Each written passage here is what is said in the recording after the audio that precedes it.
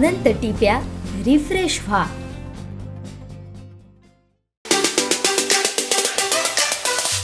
नमस्कार.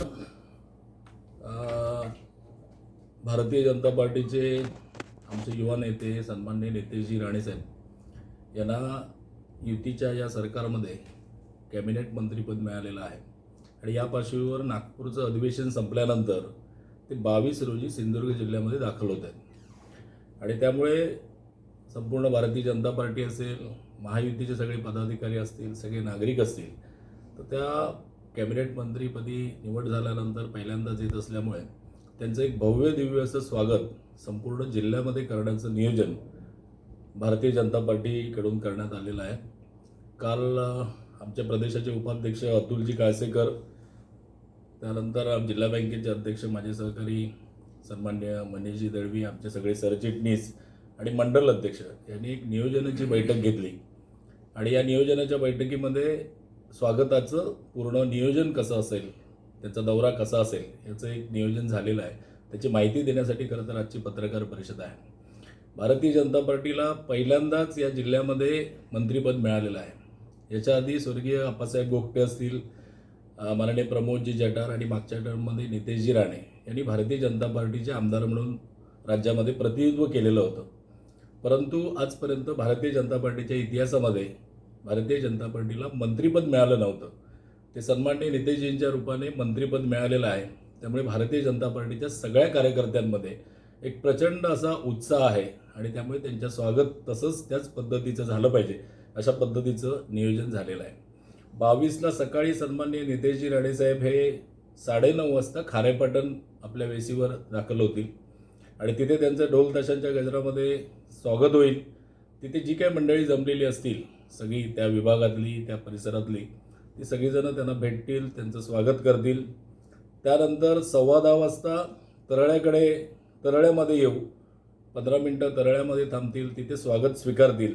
त्यानंतर फणसगाव करून 11:15 वाजता पडेलला पोचतील. पडेलला त्यांचं स्वागत वगैरे झाल्यानंतर 12 वाजता सन्माननीय मंत्री महोदय देवगडला पोचतील, तिथे त्यांचं एक जंगी स्वागत होईल. 12:45ला तळे बाजारला स्वागत होईल. 1:15 वाजता शिरगावला स्वागत होईल.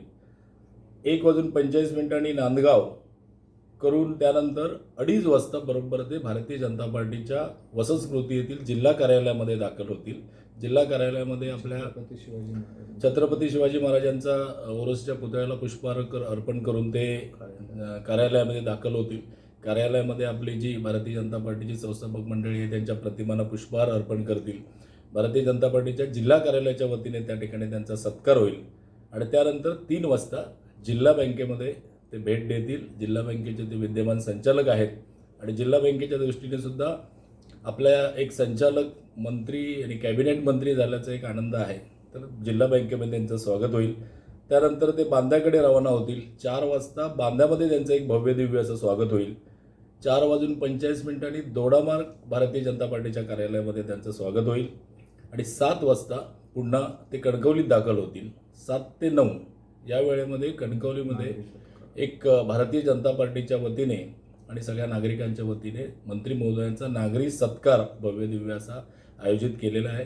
भारतीय जनता पार्टीच्या कार्यालयाच्या समोरचं जे पटांगण आहे त्या पटांगणामध्ये मोठ्या शामियान्यामध्ये त्यांचा त्या ठिकाणी नागरी सत्कार होईल आणि त्यानंतर सगळ्यांच्या भेटीगाठी होतील आणि नंतर मग त्यांचे काही वैयक्तिक कार्यक्रम आहेत संध्याकाळी, तर ते कार्यक्रम करतील.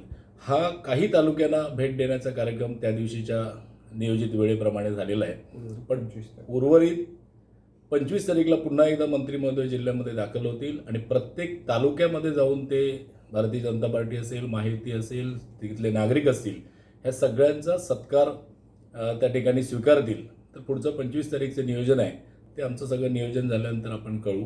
तर माझं भारतीय जनता पार्टीचे कार्यकर्ते असतील, महायुतीचे कार्यकर्ते असतील आणि सगळीच जी नितेशजी राणे भारतीय जनता पार्टीवर प्रेम करणारी आमची हितचिंतक मंडळी आहेत, ह्या सगळ्यांनी या वेळेप्रमाणे ज्या ज्या ठिकाणी आपल्याला शक्य त्या ठिकाणी त्यांच्या स्वागतासाठी उपस्थित राहावेत आणि संध्याकाळी 7 वाजता जो नागरी सत्कार आयोजित केलेला आहे त्यालासुद्धा मोठ्या संख्येने सगळ्या नागरिकांनी उपस्थित राहावं.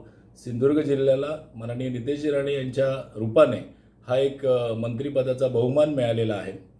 याआधी पालकमंत्री जे होते रवींद्र चव्हाण साहेब, ते जरी जिल्ह्यातले सुपुत्र असले तरी ते मुंबईचे आमदार होते आणि पहिल्यांदाच या जिल्ह्यातला आमदार कॅबिनेट मंत्रीपदी भारतीय जनता पार्टीचा आमदार कॅबिनेट मंत्रीपदी. त्यामुळे खूप मोठ्या उत्साहात यामध्ये स्वागत होईल आणि यावेळी अनेक मंडळी उपस्थित राहतील, अनेक वरिष्ठ नेतेसुद्धा नागरिक सत्काराला उपस्थित राहतील. धन्यवाद.